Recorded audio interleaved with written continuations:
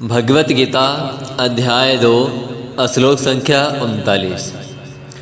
एषा ते विहिता सांख्ये बुद्धिर्योगे त्विमां शृणु बुद्धया युक्तो यया पार्थ कर्मबन्धं प्रहास्यसि। श्लोक संख्या पुनः दोहराएंगे। एषा ते विहिता सांख्ये बुद्धिर्योगे त्विमां शृणु बुद्धया युक्तो यया पार्थ कर्मबन्धं प्रहास्यसि। अनुवाद। यहाँ मैंने वैश्लेषिक अध्ययन सांख्य द्वारा इस ज्ञान का वर्णन किया है। अब निष्काम भाव से कर्म करना बता रहा हूँ, उसे सुनो। हे प्रतापुत्र, तुम यदि ऐसे ज्ञान से कर्म करोगे तो तुम कर्मों के बंधन से अपने को मुक्त कर सकते हो। भगवत गीता अध्याय 2 श्लोक संख्या 41। व्यवसायात्मिका बुद्धि एकेह कुरु नन्दन बहु शाखा हरन्ताश्च बुद्धियो व्यवसायिनां। श्लोक संख्या पुनः दोहराएंगे। व्यवसायात्मिका बुद्धिः एकेह कुरु नन्दन बहु शाखा हरन्ताश्च बुद्धियो व्यवसायिनां। अनुवाद।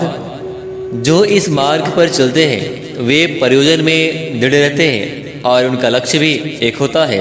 हे कुरुनंदन, जो दृढ़ प्रतीक नहीं है उनकी बुद्धि अनेक शाखाओं में विभक्त रहती है। भगवत गीता अध्याय 2 श्लोक संख्या 42 और 43। एयामिमां पुष्पितां वाचं प्रवदन्त्य विपश्चितः वेदवादरता पार्थ नान्यदस्तीति वादिनः। श्लोक संख्या पुनः दोहराएंगे।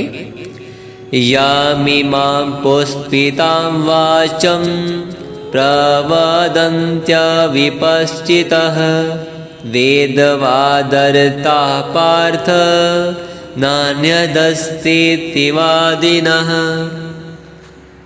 कामात्मनः स्वर्गपरा जन्म कर्म फलप्रदां क्रियाविशेषबहुलां भोगैश्वर्यगतिं प्रति। श्लोक संख्या पुनः दोहराएंगे। कामात्मनः स्वर्गपरा जन्म कर्म फलप्रदां क्रियाविशेषबहुलां भोगैश्वर्यगतिं प्रति। अनुवाद। अल्पज्ञानी मनुष्य वेदों के उन अलंकारिक शब्दों के प्रति अत्यधिक आसक्त रहते हैं जो स्वर्ग की प्राप्ति, अच्छे जन्म, शक्ति इत्यादि के लिए विविध सकाम कर्म करने की संस्तुति करते हैं।